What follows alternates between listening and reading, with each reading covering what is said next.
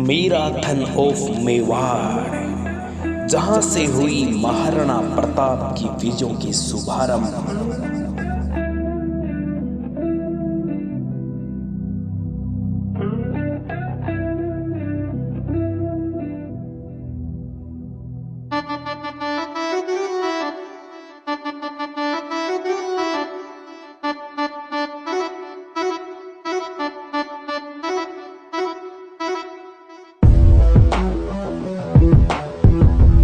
यहाँ से एंट्री करवाने के बाद अब हम आगे बढ़ रहे हैं महाराणा प्रताप के पैनोरमा के पास। दुनिया का एकमात्र ऐसा पैनोरमा जहाँ पर महाराणा प्रताप की प्रतिमा में हाथ में है तलवार। देखते हैं दिवेर के इस पैनोरमा को।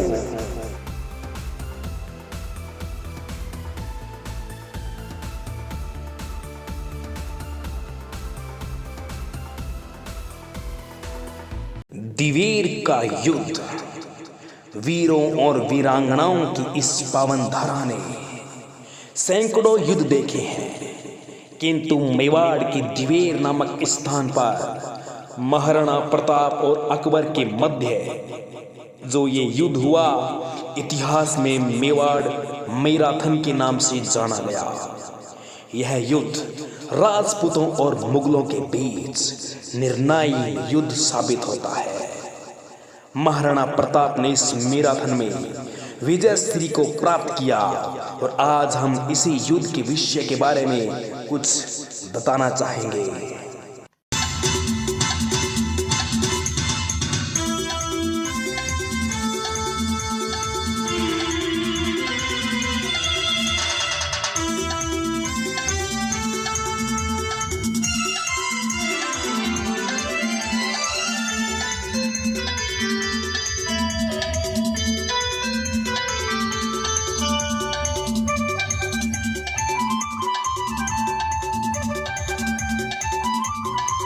आज जिस पावन स्थान पर मैं आपको लेकर आया हूँ वो है दिवेर।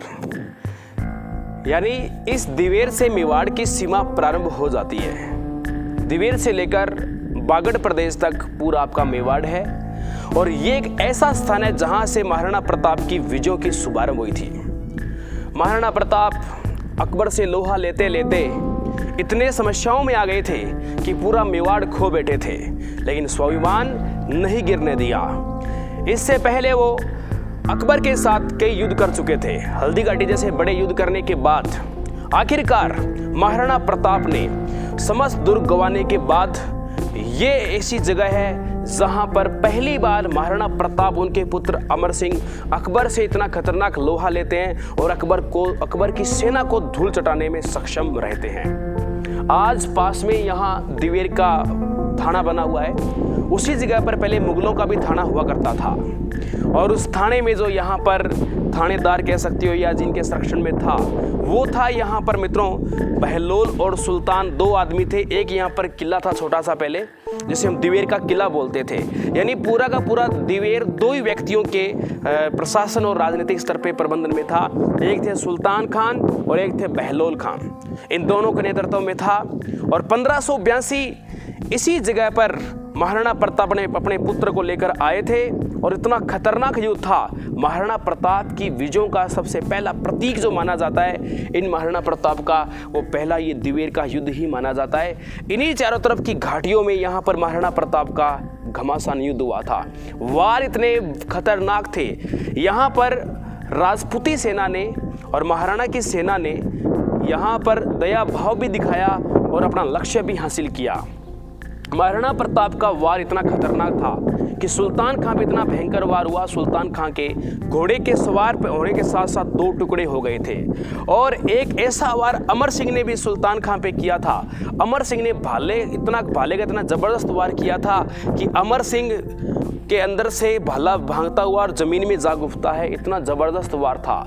मरते मरते सुल्तान खान ने अमर सिंह से आग्रह किया कि मैं पीड़ा से पीड़ित हो रहा हूँ, ये भाला आप निकाल लीजिए, और इंसानियत दिखाई, भाला भी बाहर निकाला और मरते मरते सुल्तान खान ने पानी के लिए कहा कि मुझे पानी पीना है।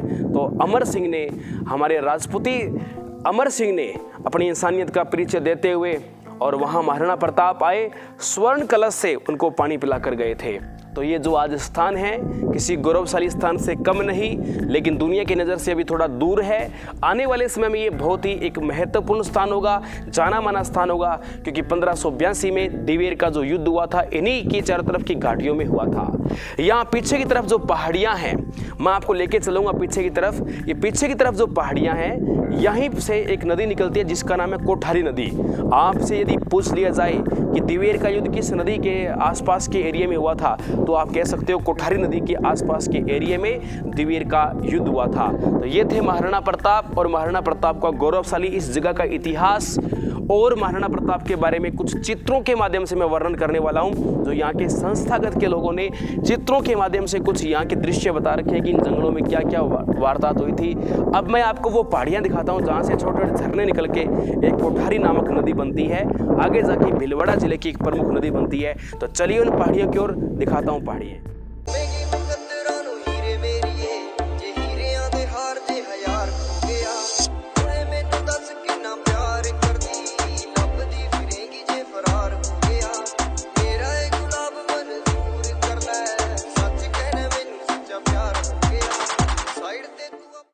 ये वही दिवेर की पहाड़ियां हैं जहां से कोठारी नदी का उद्गम होता है। कोठारी के अलावा अन्य कई नदियां निकलती है। महाराणा प्रताप की ऐसी प्रतिमा जो दुनिया में इस प्रतिमा को करती है सबसे अलग। आप देख रहे हैं महाराणा प्रताप का एक हाथ जिसमें तलवार उठी हुई है। ये दुनिया की एकमात्र दिवेर की ही प्रतिमा है जिसमें महाराणा प्रताप का एक हाथ ऐसे उठा हुआ है। जैसे ही हमने दिवेर का भ्रमण किया, सब कुछ किया, तो मेरे दो साथी, तो मैं इनसे पूछता हूँ कि कैसा लगा आपको दिवेर देखकर। मुझे तो देखो हमेशा महाराणा प्रताप से संबंधित कोई भी स्थान होता है या इतिहास से संबंधित स्थान होता है, मैं तो उसको महत्व देता ही हूँ और अच्छा लगता है। लेकिन मेरे साथी आज जो मेरे साथ पहली बार आए हैं, तो मैं इनसे पूछना चाहूँगा कि आपको ये कैसा लगा, आप बताइए। सर्वप्रथम तो मैं सभी मेरे साथियों से निवेदन करना चाहूँगा, और इससे पहले जब भी हमने बुक में पढ़ा, फिर आपसे सुना, फिर ऐसा लगा कि दिवेर देखना चाहिए, और आज हम आपके साथ हैं और जब दिवेर को देख रहे हैं तो सच में ऐसा लग रहा है कि एक सपना सच हो रहा है। तो उस जगह पे हैं जहाँ हम दिवेर देख रहे हैं और एक तरह से हमारा सपना ही सच हो रहा है, और हम आपके साथ हैं, और इससे बड़ी सौभाग्य की बात क्या हो सकती है। तो मैं सभी से आग्रह करना चाहूँगा, जब भी आप इधर आओ तो सब इस स्थान को देखो और इसके बारे में जानो, और तो मैं आप इसके बारे में कुछ शब्द बयान नहीं कर सकता। और हमारे साथ एक साथी और है, ये भी बताएंगे। मुझे बड़े खुश नज़र आ रहे हैं इस स्थान को देखकर, ये बड़े पॉजिटिव नज़र आ रहे हैं। तो आपको कैसा फील हो रहा है, आप इसके बारे में क्या बोलना चाहेंगे? सबसे पहले तो सर आपका धन्यवाद करता हूँ कि हमें इस काबिल समझा, आप हमें साथ लाए। और दिवेर के बारे में सर जितना पढ़ा था, सुना था, उससे कहीं ज़्यादा खूबसूरत है। और दिवेर के बारे में जितना कुछ बोला जाए वो बयान नहीं किया जा सकता शब्दों से। काफ़ी खूबसूरत जगह है। इसी स्मारक में बहुत सारे चित्र हैं जिनके माध्यम से इतिहास को बयां किया गया है। महाराणा प्रताप अमर सिंह की वीरता के कुछ यहाँ पर नमूने दिखाए गए हैं कि महाराणा प्रताप के पुत्र अमर सिंह ने किस प्रकार भाला मारकर सुल्तान खान को कैसे जमीन में गाड़ दिया। इसी तरह की अजीबोगरीब चित्रकारी जहाँ पर महाराणा प्रताप गुरु से दीक्षा ले रहे हैं, महाराणा प्रताप अपनी माता को नमन कर रहे हैं, महाराणा प्रताप अपने सैनिकों के साथ में गुप्त योजनाएं बना रहे हैं, महाराणा प्रताप ने बहलोल खां को एक वार से कैसे चीर दिया, 2 टुकड़े कर दिए, महाराणा प्रताप और चेतक के दृश्य जहां पर चेतक प्राण त्यागता है, महाराणा प्रताप और हल्दी घाटी के दृश्य जो आप इस चित्र में देख रहे हैं। ये पूरा दिवेर का युद्ध स्थल, पूरा दिवेर का मैदान जहां पर पूर्ण रूप से युद्ध हुआ था। इसी तरह से चित्रों के माध्यम से यहाँ पर छोटी छोटी जानकारी दी गई है। महाराणा प्रताप ने प्रतिज्ञा की जब तक वो जीतेंगे नहीं तब तक पात्रों में भोजन नहीं करेंगे, वो जानकारी भी महाराणा प्रताप के राज्याभिषेक के चित्र, महाराणा प्रताप के विवाह के चित्र, इन चित्रों के माध्यम से यहाँ पर इस पेनोरमा स्थल पर इतिहास को संजोया गया है। तो चलते हैं हम अगले पॉइंट की ओर। इस स्मारक से नीचे चलकर अभी हम यहाँ के संरक्षणकर्ता से जानेंगे कि इस स्मारक का कितना बड़ा महत्व है और ऐसी रोचक जानकारी जो अभी हम यहाँ जाकर आपको नहीं बता पाए, वो जानकारियाँ भी अब मैं आपको देने वाला हूँ और साथ बने रहिए।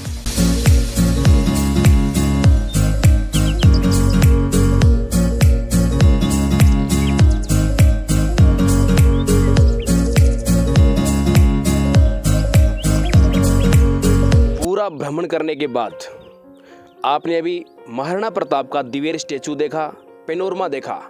इस पूरी यात्रा में जैसे ही हम यात्रा करके नीचे स्थल पर आए तो यहाँ के संरक्षणकर्ता से हमारी मुलाकात हुई, जिन्होंने हमें एक रोचक जानकारी दी जो न तो पुस्तकों में है और जो न ही हमें कहीं लिखित रूप से मिलती है, लेकिन यहाँ के स्थानीय लोगों को उस बात का पता है और किस तर्ज पर इस पेनोरमे का निर्माण किया गया है, क्या तर्ज था, क्या लॉजिक था। तो कुछ ऐसी लॉजिकल बातें जो हैं वो आपको ये हमारे साथी आपको बताने वाले हैं।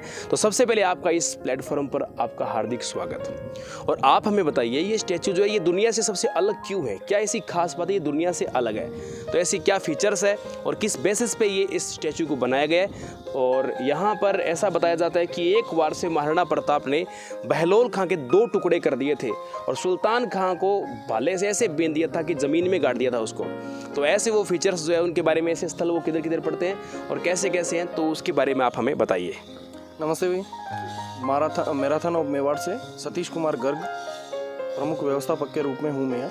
और जो दिवेर स्मारक की जो प्रमुख विशेषताएं हैं उनके बारे में मैं आपको कुछ अवगत कराना चाहूँगा कि जो काफ़ी लोगों तक पहुँची हुई नहीं। मैराथन एक ऐसा नाम है जो हिंदुस्तान में सभी जगह पहुँचा हुआ है, परंतु लोगों को ये ज्ञात नहीं है कि मैराथन ऑफ मेवाड़ दिवेर को क्यों उपाधि दी गई है। सबसे पहले इसके बारे में बताऊंगा मैं आपको।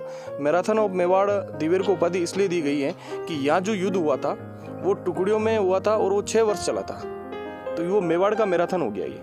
ठीक है। जो कर्नल जेम्स टोड है जिन्होंने विश्व खोज की थी, उन्होंने इतिहास में इसका उल्लेख किया हुआ है। बिल्कुल किया सर। दूसरी चीज़ है कि दिवेर जो पेनोरमा जो बना हुआ है स्मारक, विजय स्मारक के रूप में बना हुआ है, उसकी जो थीम आर्किटेक्ट ने दी है वो प्रताप की जीवनी से दी हुई है। जो महाराणा प्रताप के जो पूरा जीवन शैली का जो रहा है कार्यकाल, उसके अनुरूप दी हुई है। सबसे पहले अपन पेनोरमा के बारे में बताऊंगा, जो भैया ने उनका वीडियो शूट किया ही होगा और जो आप देखोगे उसमें आप देखना कि सबसे पहले उसका जो राउंड शेप दिया और बिल्कुल मध्य में स्टैचू बना हुआ है जो स्मारक को 2 भागों में विभाजित कर रहा है। तो ये दृश्य अपने को बताता है कि बहलोल खान का जो वध हुआ था, जो एक ही तलवार के प्रहार में सिंहस्थान से लेकर घोड़े की पाखड़ तक 2 भागों में विभाजित किया था, तो वो इसी तरह स्मारक को 2 भागों में विभाजित कर रहा है। दूसरा, महाराणा प्रताप का जो जीवन था वो 57 वर्ष का था, तो आर्किटेक्ट ने 57 सीढ़ियों के साथ स्टेचू रखा है कि कोई भी यात्री आने वाला देखे तो गिन के देख ले। 57 सीढ़ियाँ बनी हुई हैं, जिनमें से 51 सीढ़ियाँ बिल्कुल निर्माणाधीन है, बाकी की सीढ़ियाँ लोहे की बनाई हुई है जो स्टेचू तक पहुंचाती है। फिर तीसरा, पेनोरमा के अंदर एक मुख्य चीज़ ये भी है कि महाराणा प्रताप ने अपने जीवन काल के जो 30% महलों में निकाला था, तो वो इन्होंने बिल्कुल आर्किटेक्ट ने छाया वाली कर दी है, जिसमें हमारी एक आर्ट गैलरी लगी हुई है। फिर बाकी 70% भाग है जो ओपन है, जो उससे ये प्रदर्शित होता है कि महाराणा प्रताप ने अपने जीवन के 30% का जो समय है वो महलों में निकाला था और 70% का जीवन उन्होंने जंगलों में निकाला था। और चौथी चीज़ ये है कि अरावली की जो पर्वत श्रृंखला है उसमें ये टाटगढ़ रावली और कुंभलगढ़ रावली दोनों के मध्य में दिवेर है। सही है। और दिवेर को वैसे मेवाड़ का सिंह द्वार ही कहा जाता है। बिल्कुल मेवाड़ का सिंह द्वार है कि जब मुगल जब आए थे तो मुगलों ने मालवा से प्रवेश तो कर लिया था, लेकिन उनका जो सैन्य बल, उनके अस्त्र शस्त्र, उनकी जो भी सामग्री जाती थी इसी मार्ग से जाती थी। तो महाराणा प्रताप ने अपने आराध्य जो मानते थे, जिनको रूपनाथ जी योगी, उनका आशीर्वाद लेके दिवेर युद्ध प्रारंभ किया था। और दिवेर युद्ध प्रमुख 2 दिन का था। प्रथम दिन के युद्ध में अमर सिंह जी ने इस युद्ध का प्रतिनिधित्व किया था, जिन्होंने अकबर का जो काका था सुल्तान खां, वो यहाँ का प्रमुख सेनापति था, जो दिवेर चौकी उस समय आज के 400 और जो भी वर्ष हैं उनके उसमें स्थापित थी।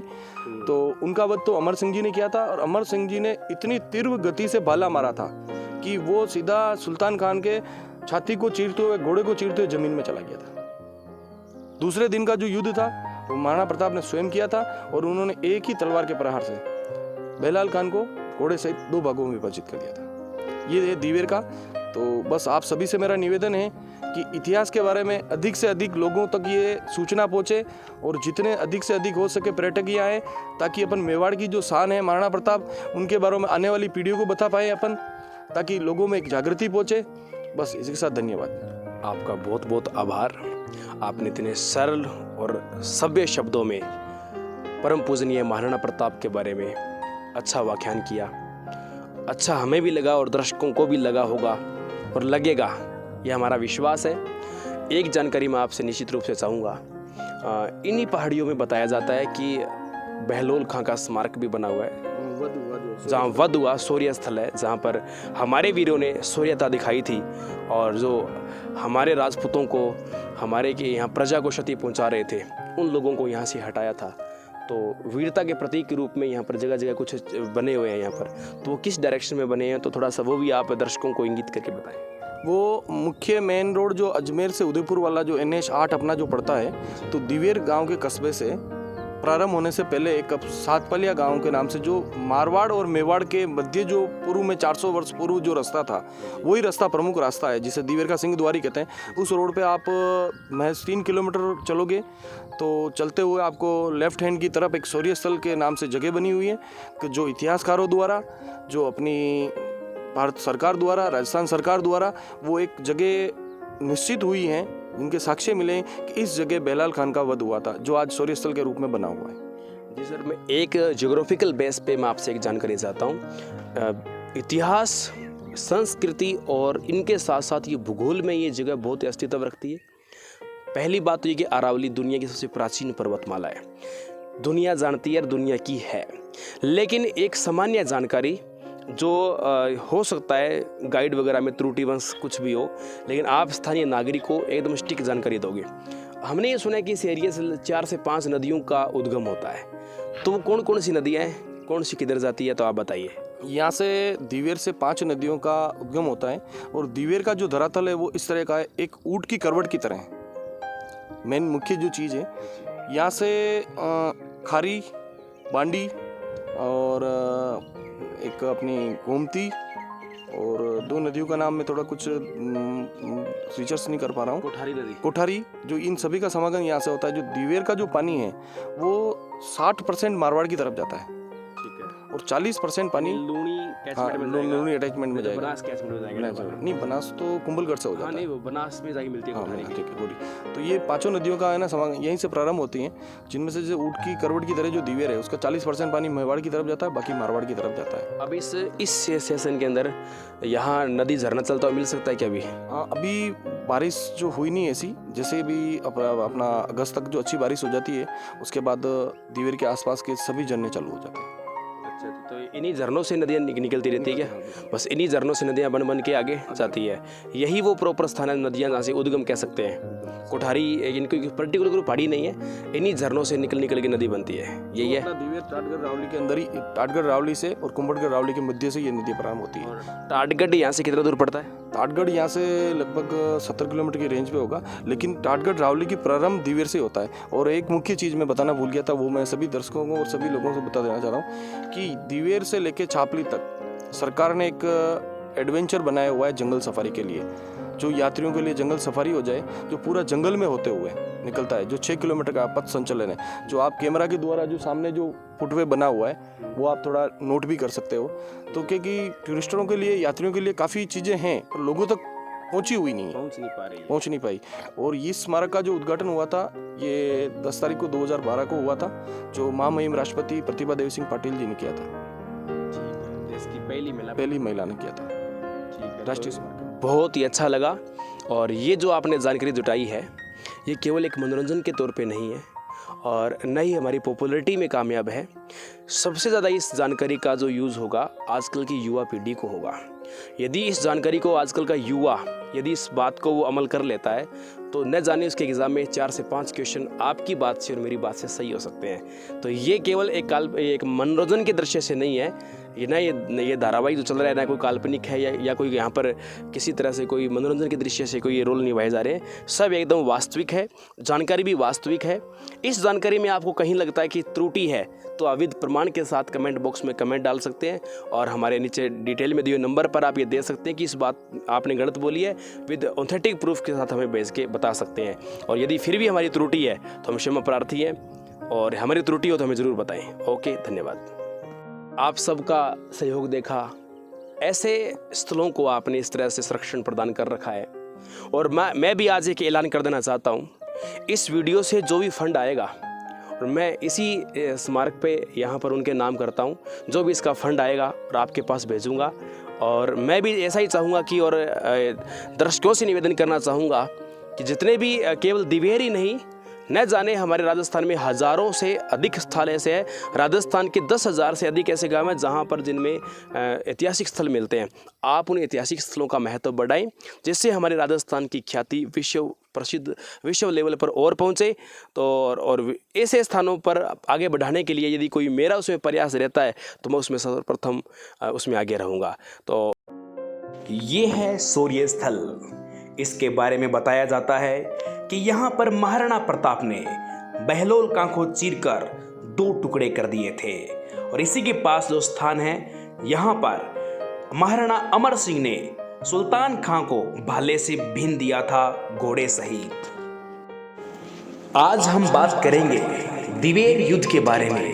अक्टूबर 1582 में यह युद्ध हुआ था और सबसे बड़ी खास बात यह है कि यह युद्ध विजयदशमी के दिन हुआ था। और इस युद्ध के दौरान 2 स्थानों का केंद्र रखा गया और वो है दिवेर छापली। दिवेर छापली नामक स्थान जहां पर यह युद्ध हुआ था। युद्ध में महाराणा प्रताप ने अपनी सेना को 2 प्रमुख भागों में बांटकर बिगुल बजा दिया था। इस युद्ध के समय महाराणा ने मंगराचल राज्य के मन की आवास, काड़ागुमान, दिवेर, छापली, काजलवास स्थानों पर ज्यादातर समय व्यतीत किया और यहाँ के स्थानीय निवासियों की सहायता भी ली थी। दिवेर के युद्ध में मुगल सेना का नेतृत्व अकबर के चाचा सुल्तान खां ने किया था। विजयदशमी के दिन रणभूमि की चौरस सज चुकी थी। मेवाड़ी सेना का जोश चरम पर था। राणा कड़ा और राणा खेत नामक स्थान पर दोनों सेनाओं में भयंकर युद्ध हुआ।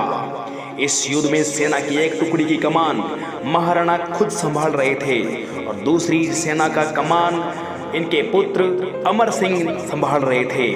अमर सिंह जी और स्थानीय रावत राजपूतों ने मुगल सेना का भीषण प्रहार किया। उससे मुगल सेना में भारी क्षति पहुंची। आप जान चुके हैं दिवेर की तमाम जानकारियां। कुछ आपको युद्ध दिखाने जा रहा हूं। दिवेर के रात्रिकाल व्यू। रात के टाइम दिवेर का स्मारक कुछ इस प्रकार दिखता है। बड़ा ही विहंगम दृश्य है और मैं दिखाना चाहता हूं यहाँ की नदी घाटियों के दृश्य और इस भयंकर जंगल में सफारी का जो रास्ता है और अंदर के रास्ते किस प्रकार है। ड्रोन से कुछ व्यू लिए गए हैं जो मैं आपको दिखा रहा हूं और इस स्थान को ये व्यू पॉइंट और भी महत्वपूर्ण बनाते हैं। भोले लिखी पहला की तेरा साथ ही चाहिए।